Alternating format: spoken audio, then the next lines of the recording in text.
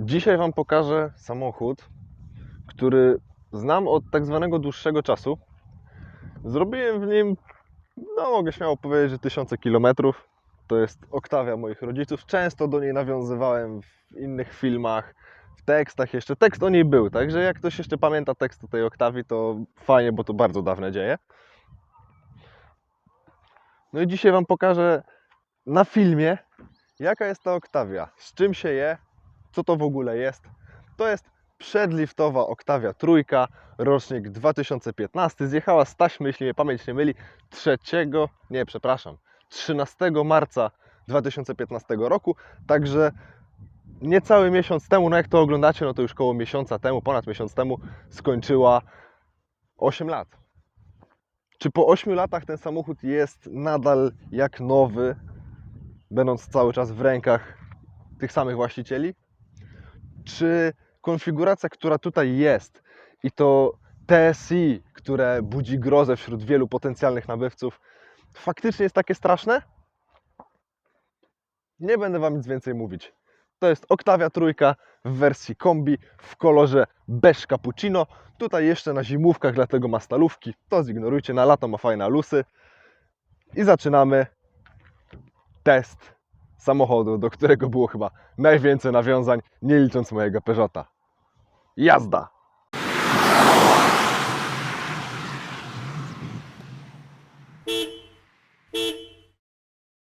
No to skoro już zacząłem tak mówić o tym strasznym TSI, to zacznijmy od silnika, no bo nie zawsze trzeba zaczynać filmy w taki sam sposób. No i teraz muszę drucik złapać. No i dokładnie ten silnik, który tutaj widzicie, to jest 1.4 TSI, jeszcze o mocy 140 koni. Co jest w nim ciekawego? To jest ten tak zwany Twin Charger, co oznacza, że jest tutaj i kompresor, i turbosprężarka. Jak to działa? W momencie, w którym turbosprężarka zaczyna dmuchać, no to wiadomo, że przed tym momentem jest tak zwana turbodziura. Kompresor tutaj niweluje tą turbodziurę i dlatego samochód ciągnie już od najniższych obrotów. Do tego jest tutaj system ACT, który odłącza, nie pamiętam czy jeden czy dwa cylindry na postoju i niższych obrotach w celu obniżenia spalania. Czy czuć to, kiedy te cylindry się włączają? Nie. Natomiast na postoju silnik jest tak cichy, że można odnieść wrażenie, że włącza się system start-stop, którego tutaj nie ma.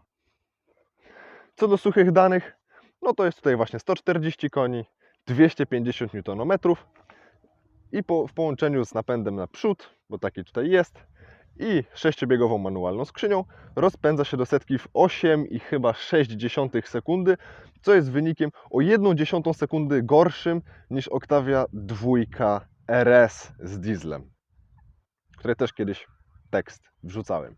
Tutaj akumulator już jest wymieniony i to jest w zasadzie jedyne, co się zmieniło pod maską.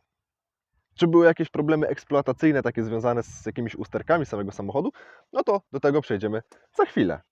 W każdym razie silnik wygląda tak. To jest bardzo dobre miejsce na silnik. I przejdźmy do stylistyki. No do stylistyki zacznijmy od przodu. Tutaj na pierwszy rzut oka to, co mi się podoba właśnie w Skodach z tego okresu. Tutaj zderzak ma takie jakby, nie wiem, kły. Ostrzejszy po prostu fragment, który dodaje, no nie powiem, że dodaje agresywności w wyglądzie, ale na pewno dodaje dynamiki.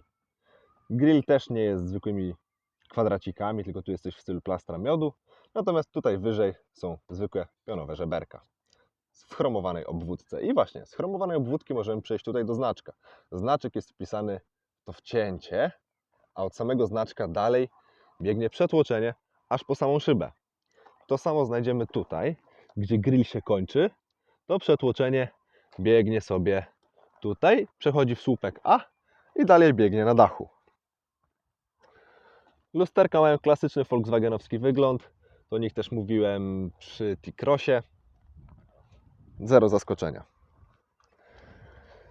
Tutaj są też przednie światła przeciwmgielne, które są wkomponowane z taką fajną jakby obwódką samego grilla, chociaż to jest zaślepione, więc to nie spełnia formuły grilla. Jest to element stylistyczny. Idąc dalej, tutaj na drzwiach widzimy, że na dole też jest takie przetłoczenie. które jest kontynuowane tylko tutaj troszeczkę na przednim nadkolu i tylnym nadkolu, nic więcej. Po prostu element na drzwiach, natomiast przetłoczenie zaczynające się na przednim nadkolu tutaj biegnie sobie przez całą krawędź do samego tyłu, zahaczając również klapkę wlewu paliwa. I tutaj, jak jesteśmy przy klapce, warto wspomnieć o całym Simply Clever Skody, czyli w momencie, w którym ją sobie otworzymy, to tutaj, to zielone, to jest skrobaczka do szyb. Fajnie, mamy daną przez producenta z dedykowanym miejscem skrobaczkę do szyb. Może być problem, kiedy wlew też zamarznie. Wlew sprawia wrażenie takiego otwierania, łatwo ukraść paliwo, bo tu jest od razu korek, który można odkręcić. Jednak jest on ryglowany razem z zamkami drzwi i klapy. To jest spoko. To przetłoczenie właśnie dalej jest kontynuowane tutaj i wchodzi w tylną lampę. I właśnie w tylną lampę. To jest ostatnia generacja Octavii, dokładnie właśnie trójka, no i trójka poliftowa, które mają z tyłu lampy kwadratowe. To szło od pierwszej tej nowożytnej generacji Octavii, pomijając tą Octavię z lat 50., 60. W zderzaku tutaj są odblaski. One różnią się w wersji RS. Ogólnie zderzaki są inne w wersji RS, jest agresywniej narysowana. Tu są po prostu takie odblaski, są wkomponowane tu, a nie w lampę. W lampie to jest wersja ze światłami LEDowymi z tyłu i tutaj mamy takie dwie jakby litery C dookoła. To są światła pozycyjne. Tu mamy kierunkowskaz, tu wsteczny. To jest przeciwmgielne, to jest stop chyba. Tak coś się orientuje. I sama klapa też nie jest zakończona płasko równo z szybą, tylko tutaj jest, no nie powiem, że spoiler, nie powiem, że lotka, ale takie podcięcie dodające troszeczkę dynamiki do stylistyki.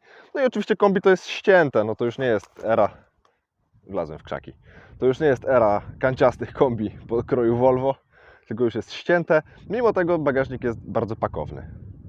No i właśnie, bagażnik. Żeby się dostać do bagażnika, no to zero zaskoczeń. Tutaj pod znaczkiem jest rączka, łapiemy ją, cyk pyk, otwieramy.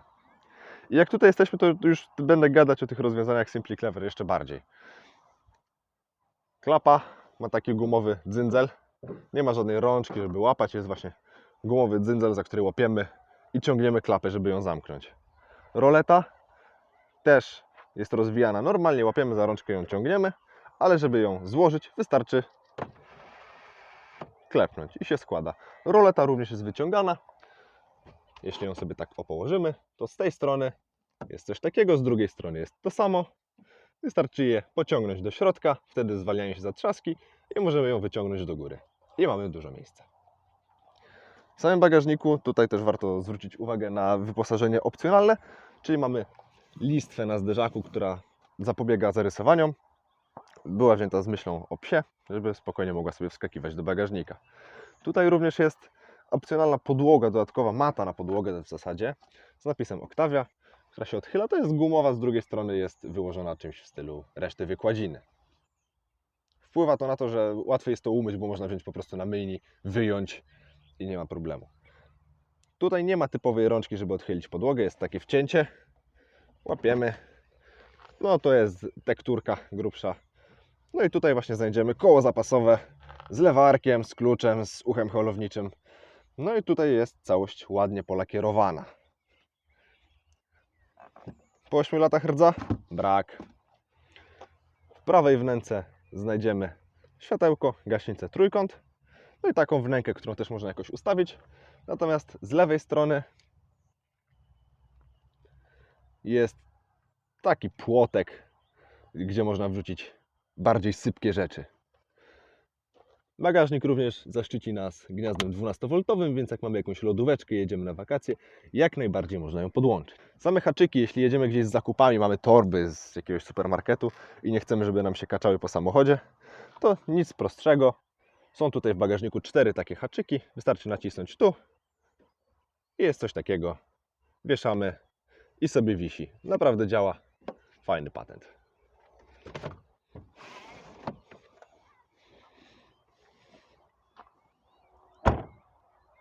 Tylna kanapa. Jest to kombi, więc linia dachu jest poprowadzona dosyć wysoko. Miałem okazję siedzieć w liftbacku. Tam jest ciasno. Tutaj Fotel przede mną ustawiony pod moje standardy. Mam mnóstwo miejsca na nogi. Z tyłu również mamy 2 nawiewy, którymi możemy sobie sterować dowolnie, regulować siłę nawiewu.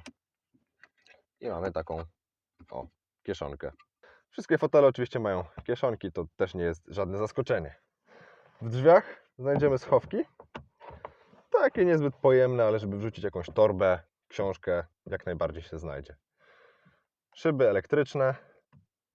Teraz wyłączony jest zapłon, więc nie pokażę. Bardzo mi się podoba tutaj ta listwa, taka srebrna. Ona jest kontynuowana w całym samochodzie. I klamka, która jest taka dosyć ażurowa. Wystarczy ją tak pociągnąć i w taki sposób się otwiera drzwi. Jest to ładne, jest to świeże, to nadal świeżo wygląda. Kiedy obrócimy się w tą stronę, to tutaj znajdziemy podłokietnik, który nie ma schowka w środku, ale za to ma takie, no w sumie 3 uchwyty na kubki. Są one stabilne, można normalnie włożyć i to się nawet na zakrętach trzyma, bo one są dosyć głębokie. Tutaj również znajdziemy klapkę do bagażnika, wystarczy pociągnąć. Tutaj schowek trzeba też troszeczkę złożyć. I mamy dostęp do bagażnika, ale tam leżą moje rzeczy, które przełożyłem z kanapy, także Dobrze, no to wiemy, że zmieszczą się tutaj moje nogi bez problemu. Na środku jest tunel, w którym są ukryte wydechy i to jest chyba przygotowanie też pod napęd na 4 koła, ale tego nie jestem pewien. Na środku siedzi się troszeczkę za karę, jak się jedzie w 5 osób, ale da się, dłuższą odległość przejechałem. To skoro wiemy, jak się tak mieszczę, to zobaczymy, jak się mieszczę z głową. Z głową się tutaj mieszczę kompletnie bez problemu. Tutaj nawet jak tak podniosę głowę, to daszkiem nie haczę. Jest tutaj naprawdę komfortowo. Można sobie usiąść, oprzeć się o podłokietnik i jechać. To jest naprawdę komfortowe miejsce.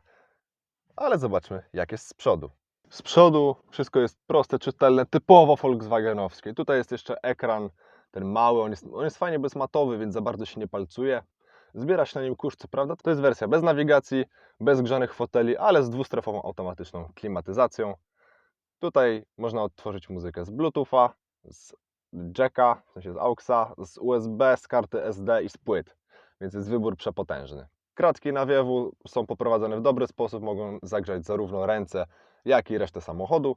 Kierownica tutaj akurat 4-ramienna, obszyta skórą, bardzo wygodna. Typowo volkswagenowska, o tym też się wielokrotnie rozwodziłem. Drążek zmiany biegów również obszyty skórą.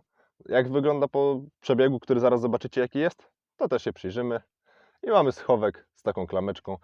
Tutaj nie ma zbyt dużo elementów stylistycznych, chociaż warto zwrócić uwagę na to, że na kierownicy same przyciski są w obwódce takiej chromowanej, tak samo jak i nawiewy, a tunel środkowy tutaj przy drążku zmiany biegów jest obłożony, czy wykonany z takiego samego srebrnego tworzywa jak boczki z tyłu, a także boczki z przodu i klamki są tak samo wykonane. Fajna, spójna stylistyka. No i tutaj możecie przyjrzeć się zegarom. To już wyjąłem telefon z gimbala, bo byłoby niewygodnie. Zegary są bardzo proste. Drążek zmiany biegów, proszę bardzo. Może troszeczkę faktycznie farba z niego schodzi, ale bardzo ładnie się trzyma. Ręczny natomiast wygląda na praktycznie nienaruszony. Sprawdźmy teraz, jaki ma przebieg. Także po 116 tysiącach kilometrów z moimi rodzicami samochód prezentuje się dokładnie tak. Tu samochód bardzo ładnie wita nas w Skodzie. Audio Bluetooth. Tak, słuchałem z Bluetootha. Mamy też radio, w momencie ktoś ciszę, żeby... Prawa autorskie. I mamy tutaj radio, no jest czarno-zielone z elementami szarymi. Opcje samochodu od uruchomienia 47 na godzinę, 50 km. Tak, podłączyło mnie. Zasięg 840. Spalanie długookresowe ponad 4000, 5,7 litra na setkę. Co do spalania, to też zaraz Wam poględzę. Phone, to też można tutaj wybrać numer. Połączenia to są ostatnie połączenia wykonane. W setupie typowe ustawienia znane ze wszystkich współczesnych samochodów grupy Volkswagena. W audio mamy equalizer, możemy sobie ustawić dźwięk taki, jaki nam odpowiada. I balance fader. Jeśli ktoś z tyłu nam zaśnie, możemy przesunąć do przodu. Oczywiście nie musimy tego robić przy tej pomocy, to nam środkuje. Wystarczy, że złapiemy celownik i teraz on słucha, teraz on słucha, teraz tu słuchają. Tak. Można się bawić w namierzenie celu. No. Menu. Taka karuzela. Także pora na jazdę. I tym razem na dzień dobry Wam powiem, czego w tym samochodzie nie ma. Co jednak jest dosyć często spotykane we współczesnych samochodach. Najpierw trzeba stąd wyjechać. I właśnie, to już mogliście słyszeć teraz przed chwilą to pipanie. Są tutaj czujniki parkowania i z przodu, i z tyłu. Jednak, czego tutaj nie ma? Nie ma tutaj automatycznych wycieraczek. Nie ma tutaj automatycznych świateł. Nie ma tutaj nawigacji. Nie ma grzanych foteli. Nie ma systemu start-stop. A to dopiero początek zalet. Czy to przeszkadza w codziennym użytkowaniu? Nie. Cofanie na lusterka to jest sama frajda. Zwłaszcza jak teraz cofamy naprawdę prostą drogą. No to skoro bezproblemowo wycofaliśmy i jedziemy, mogę Wam powiedzieć co nieco o spalaniu. Nie wiem, jakie spalanie deklaruje producent, ale wiem, że jest w błędzie. Dlaczego? Ponieważ ten samochód potrafi być naprawdę ekonomiczny. Oczywiście nie chodzi mi tutaj o taką stricte dziadkową jazdę, ale potrafi być naprawdę ekonomiczny. Na trasie, jak się naprawdę stara zejść ze spalaniem, nisko się zmienia biegi przy niskich obrotach i jedzie się tak do 100, 110, da się ze spalaniem zejść nawet poniżej 4 litrów. To jest bardzo trudne do uzyskania. Na trasie takiej normalnej, gdzie się jedzie normalną przepisową prędkością, nawet troszeczkę powyżej, nie jest się zawali drogą. Spalanie takie bardzo realne do osiągnięcia to jest rzędu 4,3-4,4 litra. W okolicach 4,5 za każdym razem. W mieście spalanie może podejść pod 6 litrów, 7, 8. To już bardzo zależy od ruchu, bardzo zależy od tego też, kto prowadzi. A teraz wyjedźmy sobie na drogę szybkiego ruchu i sprawdźmy, jak Octavia sobie radzi przy wyższych prędkościach, ponieważ jest dosyć lekka, bo waży około 300 tony. Po wirażach na rozbiegówce wlatujemy na właściwy pas, no i nam się kończy 120 od razu. Już tutaj słychać szum wiatru. Są tutaj relingi dachowe, standard w kombi, które faktycznie w sposób słyszalny stawiają opór wiatru, opór powietrza. Latem, kiedy jest sezon rowerowy, znajdują się tutaj na dachu bagażniki rowerowe. Wiadomo, składają się z poprzecznych relingów i z samych bagażników na rower. To znacznie podnosi poziom hałasu podczas jazdy, jednak nie jest to wyczuwalne, niezauważalne na dłuższą metę. Da się z tym normalnie żyć, nawet tego się nie słyszy. Też warto wziąć pod uwagę, że teraz jesteśmy na oponach zimowych, które również tą głośność podnoszą. Układ kierowniczy, jaki jest w tym samochodzie, jest, nie zaskoczę Was, typowo volkswagenowski. Co to oznacza? Powtórzę po raz kolejny. Jest on bardzo silnie wspomagany, dzięki czemu kierownica chodzi lekko. Mimo to jest on bezpośredni. Przy 120 mamy około 2500 obrotów na 6 biegu i jest tutaj dosyć cicho. Elastyczność tego silnika jest naprawdę świetna. Tutaj jechaliśmy 80 na 6 biegu, dodałem gazu i samochód od razu zaczął przyspieszać. Od razu wyczuwalnie, bez zawahania. To też jest zaleta umiejscowienia tutaj obok siebie i kompresora, i turbosprężarki. Jak chodzi sprzęgło? Sprzęgło tutaj mam wrażenie, że się troszeczkę klei do podłogi i odchodzi niechętnie, ale jest ono dosyć łatwe do wyczucia. Łatwiej jest tutaj ruszyć z nieplanowanym międzygazem, czy na nieplanowanych wyższych obrotach, niż tak, żeby samochód zgasł. Drążek zmian biegów wchodzi z takim wyczuwalnym oporem. To mnie właśnie zaskakuje w tym samochodzie, bo jednak jest to samochód zwykły, taki na co dzień do jeżdżenia, do przemieszczania się, ale jednak ten opór jest wyczuwalny i drążek jest precyzyjny. Czy tutaj mogę się przyczepić tych hamulców, o których ciągle gadam w przypadku samochodów Volkswagena? Tak, tutaj działają z tym zauważalnym opóźnieniem. Często narzekam na te sugestie komputera pokładowego, kiedy wrzucić dany bieg. Czy Octavia ma rację? Powiem Wam, że bardzo często tak. Dlaczego? Jeśli chcemy jechać spokojnie, ekonomicznie, ale nie dusząc silnika, to faktycznie wskazania, które tu są wyświetlane, to są wyświetlane w sposób bardzo prosty, czyli 5 i strzałeczka na 6 na przykład, czy 3 i strzałeczka na 5, bo i obsługuje większą ilość biegów, jeśli chodzi o zmiany, nie trzeba z biegu na bieg. To właśnie muszę pochwalić, że to robi bardzo dobrze do takiej ekonomicznej jazdy. Jeśli chcemy jechać dynamiczniej, to wiadomo, trzeba kręcić wyżej, wtedy lepiej nie słuchać tych wskazań.